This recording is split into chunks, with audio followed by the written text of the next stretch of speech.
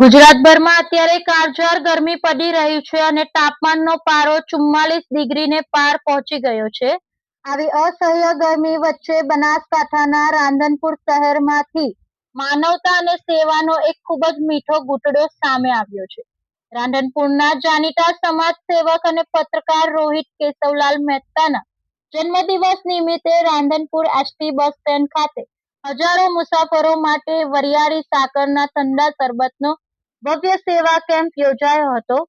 જન્મદિવસની પશ્ચિમી સંસ્કૃતિ મુજબ ઉજવણી કરવાને બદલે સેવાના માધ્યમથી ઉજવણી કરીને આ પરિવારે સમાજને એક નવો જ રાહ ચીંધ્યો છે.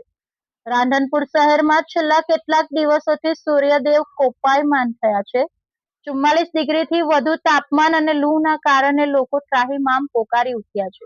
આવા સમયે બસ સ્ટેન્ડ પર આવતા મુસાફરો, વિદ્યાર્થીઓ અને વૃદ્ધોને ગરમીથી રાહત આપવા માટે તારીખ 16 મેના રોજ રાંધનપુર ડેપો ખાતે વરિયાળી સાકરના મસાલેદાર ઠંડા શરબતનું વિતરણ કરવામાં આવ્યું હતું. આ ઉમદા સેવા કેમ્પના દાતા સ્વ શાંતાબેન કેશવલાલ ભાઈચંદભાઈ મહેતા પરિવાર છે. પરિવારના પુત્ર અને 3 ન્યૂઝ ચેનલના સહતંત્રી રોહિત કે મહેતાના જન્મદિવસ નિમિત્તે સેવા એ જ સંસ્કારના ભાવ સાથે આ આયોજન કરાયું હતું.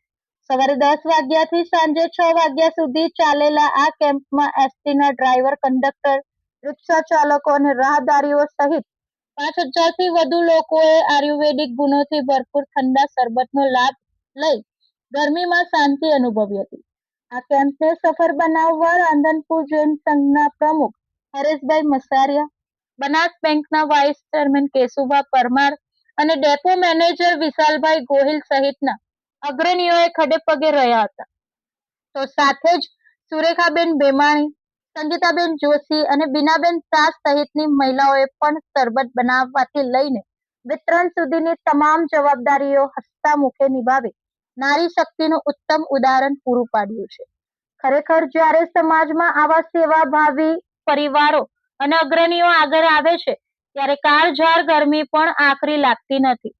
રોહિતભાઈ મહેતા અને તેમના પરિવારે જન્મદિવસ પર હજારો લોકોની તરસ છીપાવીને જે પુણ્યનું ભગીરથ કાર્ય કર્યું છે તે અનુકરણીય છે.